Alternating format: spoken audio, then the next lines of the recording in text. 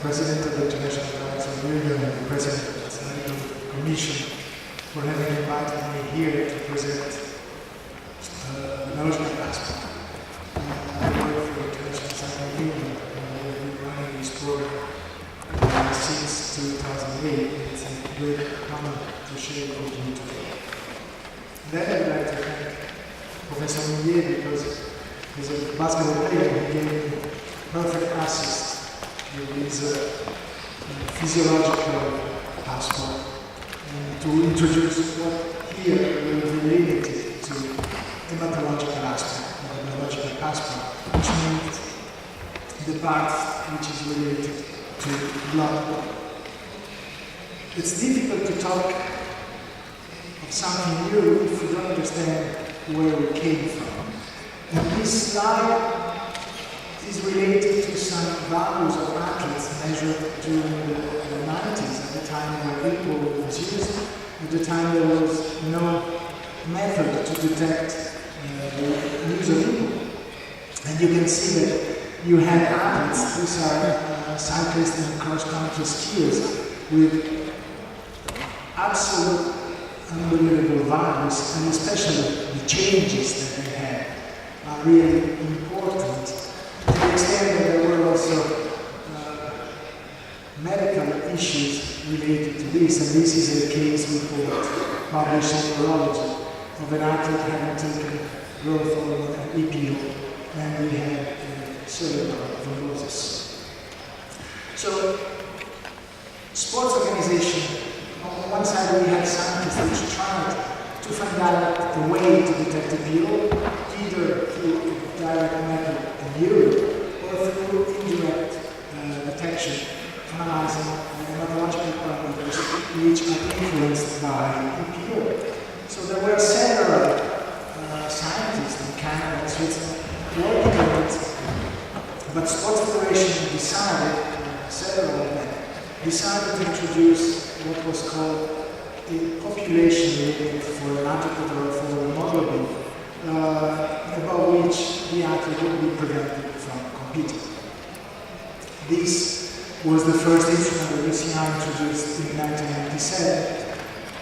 This is how samples were analyzed in the field, so collected the day of the event, or during the event, analyzed in a hotel room, and the athlete knew right away if he was allowed to compete or not.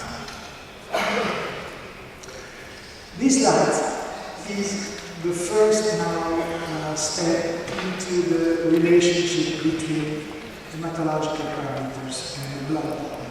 You see that all kinds of blood doping at the end will have influence on red cell, will have an influence on hemoglobin and so on.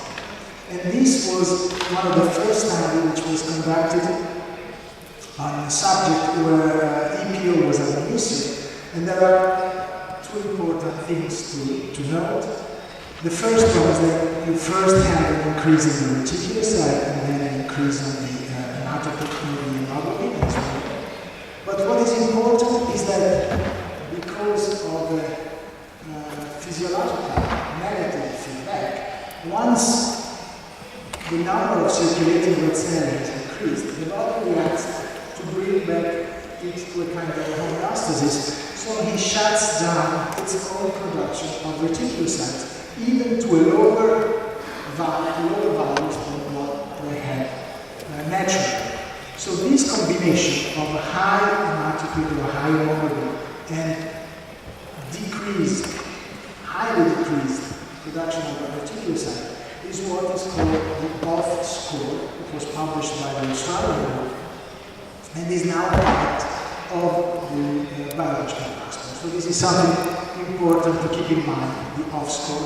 The OFF score relates to a situation where there was a previous increase of red cell, either due to transfusion or either due to erythropoiesis stimulating agents.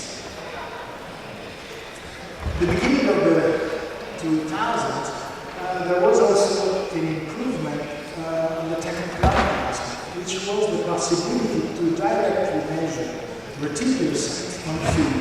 This is a picture taken at the culture of the region through, and samples of all the athletes brought to this hotel were analyzed. So we could get, additionally to hemoglobin and hematocrit, we could get reticulocyte, which is a very sensitive parameter, also because it is not influenced, percentage of reticulocytes are not influenced by plasma volume changes.